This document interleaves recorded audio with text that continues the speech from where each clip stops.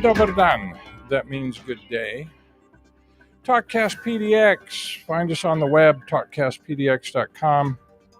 It's Tuesday, 28th of September. Name of the show is The Bogdanich Perspective. I'm your host, Paul Bogdanich, and welcome. Title of today's show is Incoming. Just to say, nobody's being helpful. Nothing's going right, I went to my dentist. We did a checkup. He says, everything's fine. He says, you got anything else? I said, yeah, my teeth are getting yellow. He told me to wear a brown necktie. Just nobody's being helpful anymore. Markets are down 2%. This morning, when I looked, which was about 10 minutes ago, they were at 43.48, and they opened the day at 44.07, so they're down about 60 points. The 100 DMA, where the Fed supported last time, which was last Monday, is currently at 43.48. No, excuse me, 100 DMA is 43.40. And at 9:50 this morning, it was 43.48. So we were only 8 points off the 100 DMA, but it's early in the day. What they'll do is they'll keep it, if they follow the same pattern as last week, they'll keep it bouncing back and forth. And then last hour trading. Last 45 minutes trading, take it up. Went to a rocket launch this weekend. I fly rockets as a hobby, big ones, pretty high altitude. Last launch I went to was in October of 2019. Club meetings were suspended in February 2020. So I hadn't seen these guys in 2 years. I just went and saw a lot of people. Couple observations. Hard scientists and musicians, oddly enough, but hard scientists, physicists, chemists, guys like that, no masks. Interesting. Engineers, masked. We only had one of the doctors, and he was a when in Rome guy. If he was talking to people that didn't have their masks on, he would pull his down below his chin. If he was talking to people that had their masks on, he would pull it up. Interesting. A couple of them listened to my show. And so we talked about it and got some feedback, told me what they liked, told me what they didn't like, and got a suggestion from Gary. And Gary wanted me to include some additional perspective. In particular, he wanted me to reiterate how we got here and reread the creed. The creed is something that I composed that summarizes episodes, call it 1 through 7, how we got here to the modern markets where you're forced to participate. If you want to listen to those, the only place really to see them is at TalkCast PDX. It's before we started going live video. They're audio only. And the only place that I know where they're available is at talkcastpdx.com. But I did a big detail, and I wrote a creed just to sum it up. And the creed goes like this. Looking at what's left of the bond market, lying in what's left of Wall Street, and wanting to earn more than 2% on our savings, we are functionally compelled to participate in the stock market. There simply is no other risk-free or low-risk alternative that pays more than 2%. Through our own fault, by assenting to the government spending as it was happening, as evidenced by our re-electing the same congresspersons year after year, decade after decade, we have contributed to the situation where interest rates can't rise substantially above 2%. This has resulted in the loss of our low-risk investment alternative that we used to call the bond market. Artificially low interest rates also destroyed the former correlation that used to exist between stock prices and interest rates. This disconnects the value of a share of stock from any calculable underlying value, and the share of stock becomes worth whatever someone else is willing to pay. More buyers than sellers make stock prices go up, and more sellers than buyers make stock prices go down. We further acknowledge that the Federal Reserve has been acting as a buyer of last resort. This causes asset inflation. but prevents the stock market from suddenly correcting to some unreasonably low level. Whether we like it or not, agree with it or not, or are willing to admit it or not, if we want greater than a 2% return, we are functionally compelled to participate in the stock market and are therefore reliant on the Federal Reserve guarantee. And that was my creed. I'd like to expand on it a little bit, just because I haven't read it in a while. Bonds are safer than stocks. If a company has problems, or you have to pay the bondholders before you can repurchase your own shares, spend the money on salary or whatever. Bondholders are preferential payments. In the event that the company suffers a reorganization, dissolution, or bankruptcy, bondholders get paid before stockholders. So bonds are safer than stocks. It's the difference, one of the differences in between a bond and a stock. I also say in there that interest rates can't rise substantially above 2% in the foreseeable future. And I covered this in the prior shows also. The reason for that is in between the bank bailouts and the foreign wars, 8 countries, 15 years, blood all over the walls, not a single success, trying to convert them to democracy, you understand, of course. But in between the bank bailouts and the foreign wars, we spent $15 trillion, all added to the national debt, of course, mostly financed by the Fed. And if interest rates were to rise materially above 2%, it would bankrupt the federal government on interest payments. So they can't do it systemically until they redo the currency like they did in 1974. I also mentioned that there used to be a correlation between interest rates and stock prices. And that's true.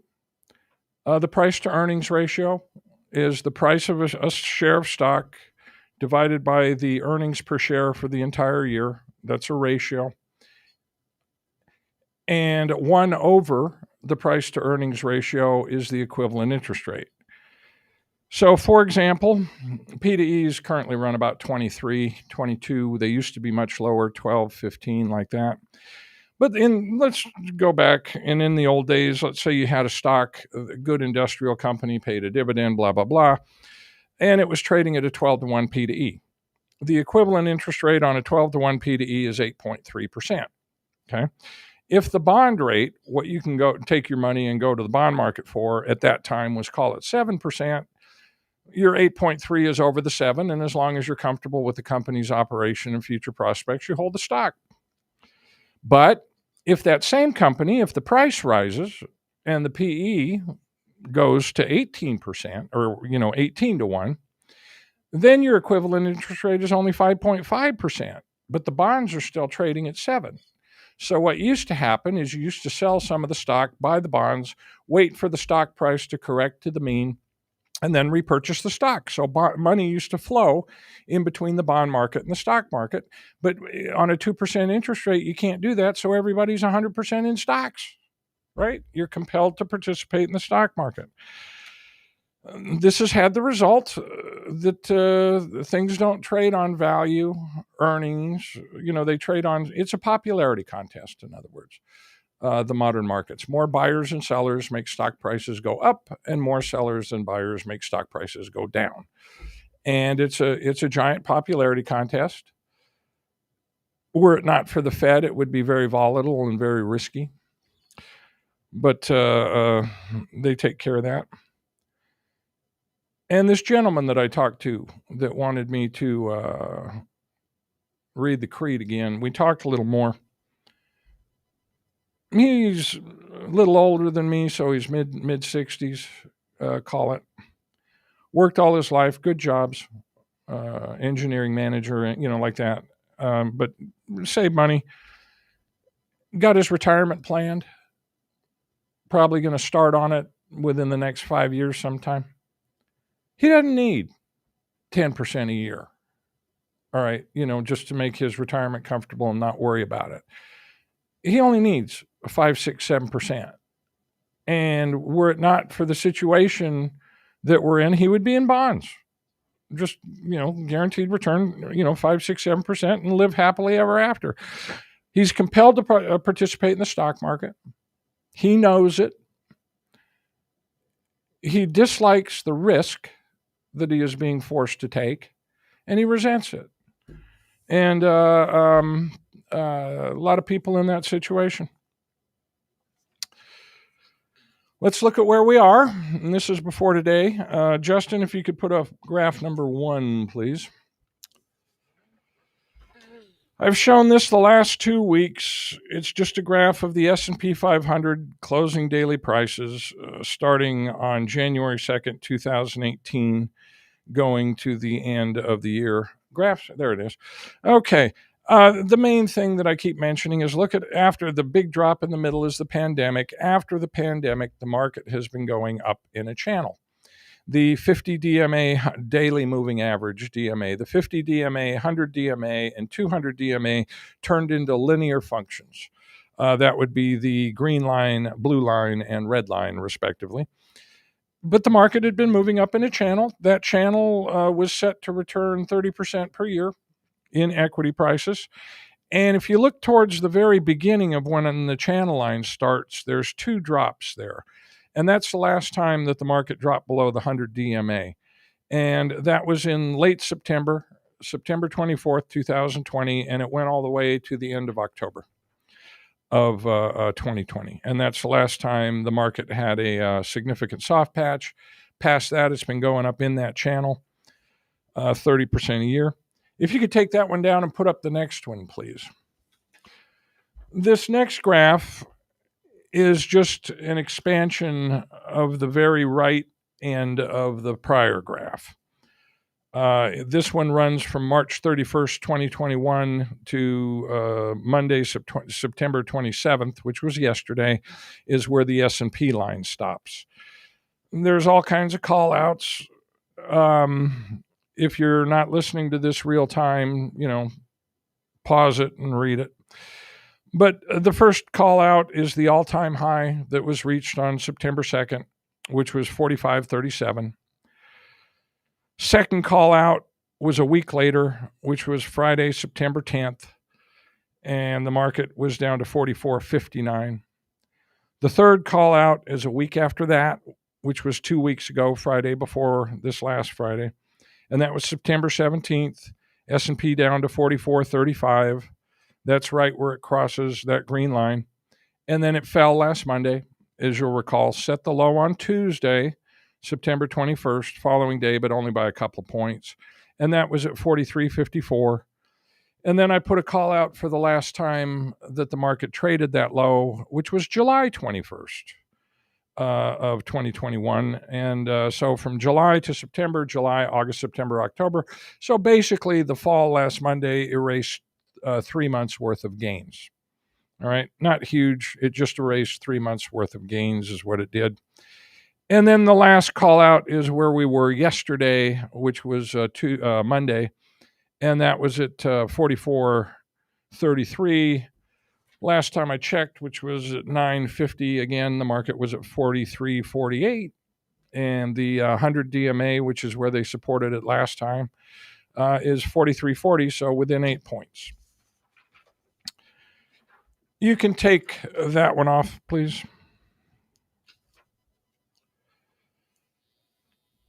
The channel that the market had been going up in is unnatural. It's the Fed stimulating the economy by increasing asset values, both in the market and house prices principally. It's a part of the economy that's working, broadly considering its consumer spending. And it's one of the parts of the economy that's working. And so they don't want to come out of the channel. It's, think about these people that go to these rocket launches or whatever. I mean, it provides the vendors money. It provides, it's just, economic activity, but it's expensive. And, takes a bit of cash. And there's all kinds of things like that. Not the least of which is the number of items and the frequency with which people purchase items online and have them delivered to their homes.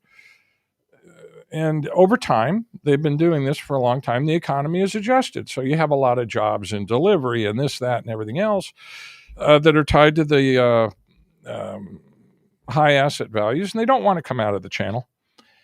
And they're going to have to be forced if it's going to fall materially out of the channel. And last week I mentioned what I thought were the three main risks to being forced. And it was a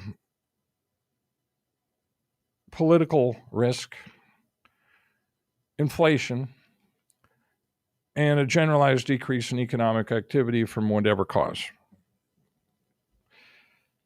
I'd like to talk for a minute about the political risk because we're watching that right now.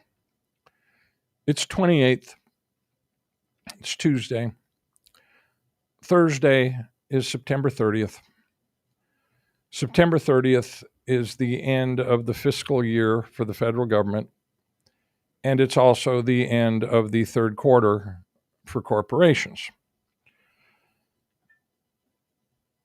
They don't have a debt limit deal. The Democratic leadership can't do a straight bill. They refuse to just put forward a debt limit bill to fund the government without all these attachments. They want it all as a broad package, blah, blah, blah. They can't do a straight bill. And Senate Minority Leader McConnell is being very difficult. He doesn't want, he'll do a straight bill, but he won't do this combined package where they want to push through all this other stuff as part of the debt limit. So you have this gridlock in Congress. Conventional wisdom says that as the pressure increases, that one side or the other is going to fold and agree to either the package that's being put forward or do a bill. I don't believe so. They're too old. A lot of them aren't running for re-election anymore. I don't think they care. I honestly don't. We've been electing these people for so long. It would be the guy comes to the other one and says, hey, this is getting out of hand. Why don't we just save all these other arguments for later and let's just, get the debt ceiling raised so the government doesn't default on its debts and cause us all that problems. And the other person goes, well, you still haven't apologized to me for that name you called me at the press correspondence dinner in 2005. They fight like an old married couple. It's our fault. For reelecting them, but they can't, they're not even, all right. So anyway, it's a huge risk. You have to keep in your mind, conventional wisdom is that one of the other of them is going to fold. I would remind everybody that Mitch McConnell he's a Senate Minority Leader. He's to the point where he doesn't care. And he's shown that he's willing to commit political suicide. Okay. Remember the second $2,000 stimulus payment? Before the election, Donald Trump, the then president, was pushing for it. The Democrats in Congress were pushing for it. The only person who didn't want to do it was Mitch McConnell. You had the general election was already over. Trump was still the president, but Biden was the president-elect. And you had two special runoffs in elections in Georgia. And the Senate votes from the general election were 49-49. So if Democrats won both those seats, then they take control of the Congress. If it's split, then it's 50-50. And the Republicans only needed one seat. It was 50-49. And the Democrats needed both seats. And Mitch McConnell opposed a stimulus bill. And it was political suicide. It gave a negative impression of the Republican Party. They lost both the seats in the Senate election, and then the control of the Senate went to 51-49 to the Democrats. Right? I would remind everyone, Mitch McConnell will commit political suicide. He's old. He's been there for 35 years. He's probably not going to run for re-election. The only thing that matters to him are his longtime sponsors. And he's got 10 Republicans, or 15 or 20 or 30 or whatever, that agree with him, but they don't want to say so. So he's the front man. He takes all the heat, right? And they can block this thing from going. And to be quite frank, this market downturn, I view as part of the political pressure. Yellen, Powell, Senator Elizabeth Warren can't keep her mouth shut. All right. She came out today and says that she opposes Powell's renomination. All right. And whether she does so or not, to go public with that and sit there and trash the guy is the wrong thing to do. Two Fed governors recently had to resign because of an insider trading scandal. The thing's in disarray. And if he's not going to be nominated, and you have his boss, which is Secretary Yellen, trying to get the donkey's attention, the donkey being Joe Biden. All right, that, there's no better way to do that than to let the capitalizations of his largest donors fall. All right, so that they start calling him and telling him, hey, get this budget, thing done. But anyway, the political risk is huge. I'll just stop there. It's awful. Inflation and the supply chain disruptions are another thing. I don't think people understand the supply chain disruptions. It's like a crowded freeway, and everybody's moving at 40 miles an hour, and the cars are closely spaced. As long as nobody hits the brakes, everything's fine. But you get one jackass, excuse my language, that hits the brakes, okay? And then that causes the cars to back up behind him, and it causes a space in front of him. And then the supply chain, or the freeway analogy, starts moving in waves, and that's what's happening. The container ship volume and the volume of the ports being able to handle it was matched to a steady flow. And then because of either economic or COVID-related, supposedly, or other events, they started this choppiness in it, and we're in one of those waves where the container ships can't get into the ports. Basically, in principle, what it represents is lack of coordination in between the United States and its Asian trading partners. All right, that's born of the mutual belligerence in between the Chinese and the Americans. We're hurting ourselves politically.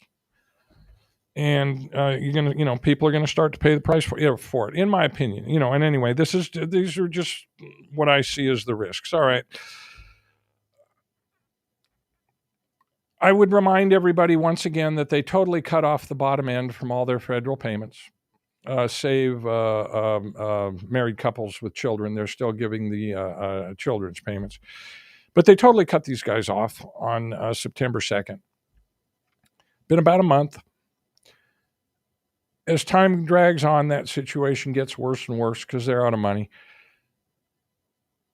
Less package volume, less volume at store, just generalized economic activity. And then on top of that, you have earnings reports. This Thursday, September 30th, is the end of the fiscal quarter. Corporations start to report in between the second week in October through the first week in November. For the large ones. And I think their earnings for the quarter ended September 30th will be good. But when they do their conference calls, they do what's called forward guidance, which is they tell people what they expect in between now and the end of the year being only one quarter away. And then, for some of the bigger ones, they throw in their 2022 expectations and so on. But I think earnings for the period ended September 30th will be pretty good. I expect the forward guidance that many of these corporations to be poor. A lot of it is the political naivety of the CEOs. We went over this many episodes ago in the Lowe's and Home Depot. In other words, the suppliers of business stores, how they bait them into traps and all that kind of stuff. And they open their mouth and talk their stock price down. But I think you're going to, General Mills reports on an odd schedule. They have 28-week quarters instead of matched to the calendar. And they reported, and the guy got on there, and he did not make any mistakes. He's not one of these rookies. But he did say that inflation is going to, the corporations are faced with either reducing profits to absorb the inflation with sell or passing that on to the consumers. Okay, in the case of General Mills, what they do is they reduce portion sizes, keep prices the same, and hopefully volume stays the same. But you have that going on, and I'm concerned that forward guidance won't be as rosy as everybody expects, and that's a downward force. Years ago, I had a fund manager call me, and he wanted me to discuss the broader markets, and so we were discussing the broader markets. And I don't know if I've told this story before. If I have, excuse me. But he was just saying, what do you think about this, that, and the other thing? And I was telling him what I think about this, that, and the other thing. And he says, yeah, I think the markets are going to go, soft in October when the earnings report starts. And I think I'm going to lighten up, which means sell assets, have more cash available. And this was about the middle of September. And I said, well, okay. And he said that he was going to start selling the first week in October. And I said, well, if you're convinced that the markets are going to get soft and you want to have, cash on hand, why don't you start selling now? And he said to me, they call them October massacres because they don't happen in September, was his exact quote. And it's kind of like the old market sayings, sell in May and go away. But October massacres are not infrequent. The only time, those prior graphs that I showed, the only time that we've had the stock market break the 100 DMA down since the pandemic recovery was in an October period. And so on. So I think, anyway, I'm concerned about it. I'm currently at 68% cash. Prior to waking up this morning, I thought that I was certainly going to get called out of Costco and Lynn. Options expire this Friday, my call options. If I get called out of Costco and Lynn, and it's unclear that I will, their stocks are down, 2% today, which may be enough for me to roll them over. I'll have a look. But if I get called out or decide to leave them and get called out, I'm at 76% cash. Back in the old days when the bond market used to work, people used to have allocations in between how much in cash and how much in equities. A conservative allocation for my Rocketeer friend who just needs the money for retirement, they used to run 80% in bonds and 20% in the market. A very aggressive, high return, high yield used to be the reverse. 80% in the market, 20% in bonds. Most people were 70-30, one way or the other, depending on how they viewed the economy. 60-40 was very common. Now we're 90 plus percent equities, 95 plus percent equities, because there is no other alternative. And how the Fed manages things is very important. And people like Elizabeth Warren discussing their concerns in public is unhelpful.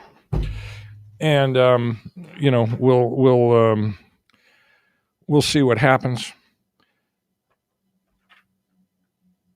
I'm not a registered investment advisor or a licensed broker, so I don't tell people what to do, but I would reiterate that I'm 68% cash.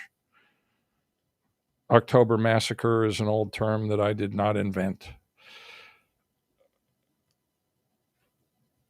I have the rest of my portfolios functionally hedged, or what I'm carrying, by doing what's called a covered call. A put option and a call option are options contracts. They're separate from the price of stock, or from the stock, the underlying asset, so they have their own trading price. When you purchase either a put or a call, you're buying a right, but not the obligation, just the right to either purchase stock at a negotiated price or sell stock at a negotiated price. A put is selling stock at a negotiated price, and a call is purchasing stock at a negotiating price. As a speculative instrument, if there's a company that you think is going to report much better earnings or something and the stock's going to go way up, you can buy call options instead of the stock and use the leverage to make more than you would have by just buying the stock. The only thing that happens is the stock doesn't go up and you lose the money that you invested in the call option. So the downside is limited to whatever you pay if you're the purchaser of a put or a call option. If you sell a put option, in other words, receive money, then you are obligated to purchase the stock at the defined purchase price at the expiration date. If you sell a call option, then you are obligated to deliver the stock at a set price on a set date. And if you do that without owning the stock, you have unlimited downside. Stock could go to the moon, and you still have this obligation to sell the shares. You don't own the stocks. Your only recourse is to go into the markets and buy it at the higher price and sell it at the lower price. And don't do that. But if you own the stock, that's called a covered call. And that's what I do. If you have a gain in a stock that you would like to preserve and you sell a call option, let's say the stock is currently trading for $100 and you sell the call option at $50, they're going to give you $51 today. All right, $50 for the difference that you're contracting to sell the price. It's a trading at 100. You're contracting to sell it at 50. So they give you the 50 that makes up the difference in between what you're agreeing to sell it for and what the price is today. Plus, they give you a premium of $1, $2. So you can sell it for $52. In the case of if you sell it that deep in the money, what they call that far away from the current trading price, they're almost always going to take your shares, and the only option is to repurchase the call options that you sold at a lower price, and that happens if the stock goes down. And so it's a good way to get some money in your portfolio, hedge your bets. The only way that you can lose money on that stock is if it falls from 100 below 50. Right? Because then they won't take it away from you. So it preserves your gain, but it has the nasty habit of if the stock goes up, then the price of the options go up. And then for you to repurchase them to cover, what you sold them at, you take a loss. So it eats up all your gains. But it preserves your gains, but you forego the opportunity to participate in any further gains in between the time you sell the call option and the expiration date. And that's what I've been using.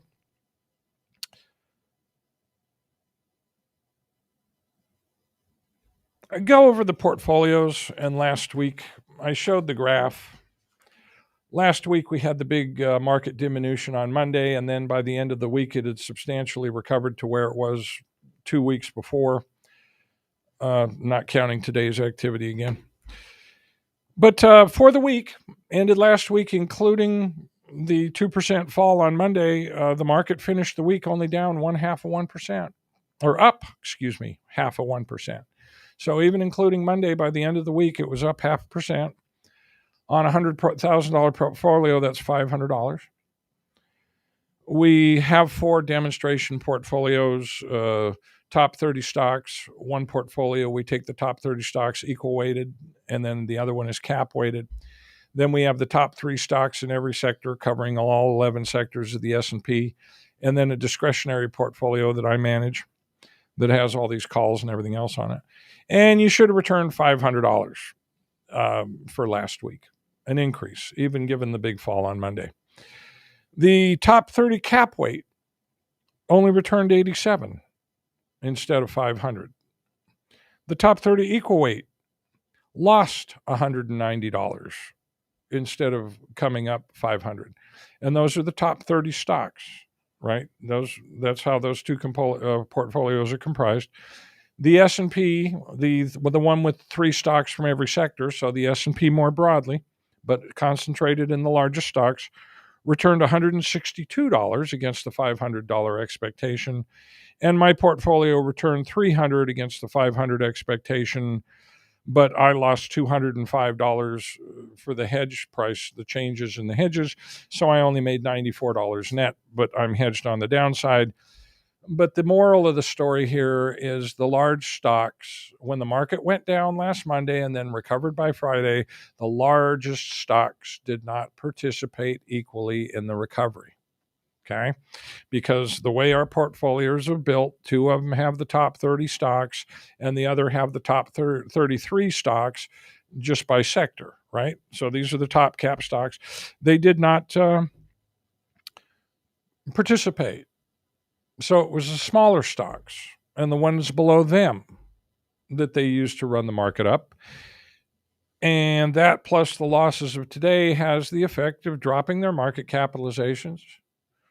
These are all the largest companies, Apple, Microsoft, Google, Amazon, Facebook, Tesla, Berkshire Hathaway, Visa, Nvidia, JP Morgan, Johnson Johnson, Walmart, United Health, MasterCard, Procter & Gamble, and on and on. And they call their politicians.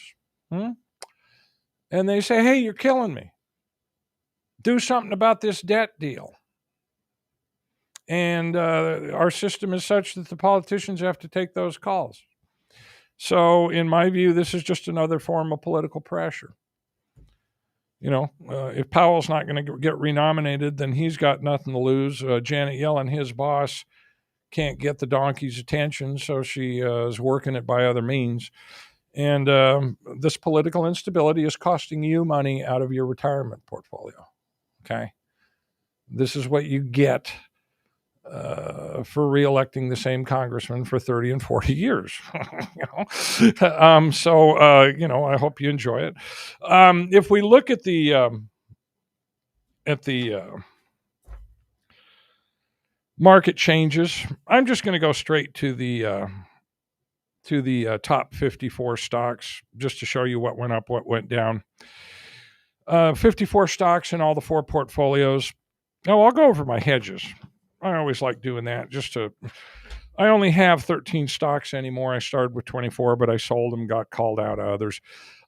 Visa should have added 197 to my portfolio, but the hedges subtracted 178. ExxonMobil should have added 170, but the hedges subtracted 168. Kinder Morgan should have added 143, but the hedges subtracted 150. On the losers, Facebook should have subtracted 118 from the portfolios, but the hedges returned 117. And Target should have subtracted 105 from the portfolio, but the hedges made up 97 of that. And that's how these covered call options work. But on the downside, if the stock goes up, you give all your gains back, but you protect, the gain that you have. And for all 54 stocks in all the portfolios, 10 stocks were up more than 2%. And those were Thermo Fisher, the one that I got called out of last week. In other words, they called it away from me, took it from me, went up another 2.17% this week. JP Morgan went up 3.4%. Kinder Morgan, oil services company, went up 3.6%. Boeing Aircraft went up 3.8%. Don't know why. CVX, which is Chevron, went up 3.4%, call it. Bank America Corporation went up 4.1%. MasterCard went up 4.4%. Exxon went up 4.4%. Visa went up 4.44%. But Visa and MasterCard are your two credit card clearing concerns, so they recovered a little bit of price. And ConocoPhillips went up 10.4%. So all your energy companies that are listed in this portfolio, ConocoPhillips, ExxonMobil, and Chevron, were all gains of 4% or better. So the energy sector did really well. Everybody else is mixed. The largest names are missing, right? They're not there. We had 4 stocks that went up more than 1%, but less than 2%. 10 stocks that went up, but less than 1%. 11 stocks that went down, but less than 1%, but went down less than 1%. Another 11 stocks that went down in between 1% and 2%, and 8 stocks that fell more than 2%. And those were Target, fell 2.1% last week, plus today. United Health fell 3.1%. Facebook fell 3.2%. Crown Castle, which is a real estate investment trust, fell 3.4%. American Tower, which is a real estate investment trust, fell 4.4%, excuse me. Disney fell 4.1%. Nike, A little bit of blowback on their "We Are China, China is Nike," all that stuff fell 4.4%, and Adobe systems fell 4.9%. And you'll notice Microsoft and Apple. And where's my list? What do I do with my list? Microsoft and Apple and Google and Amazon and Berkshire Hathaway and Nvidia and most of the other large stocks aren't in there. In either the big losers or decliners. They're in the middle. And their stocks suffered more than others. Before we go here, this has been a long podcast, but before we go, let's see where we are. When I started the show, we were at 43.48, and we are currently at 43.65. So they recovered a little bit. We'll see what happens. It's going to be very interesting. Come 12, come a quarter to 1, 12:45, 45 minutes, or 12:15, 45 minutes before the close. We'll see what they do. If it goes to, it's the political instability. Okay. I'm just saying. This has been the Bogdanich Perspective, Tuesday, September 28th, 2021. Thank you for joining. Join me next Tuesday in Do Virginia. That means goodbye.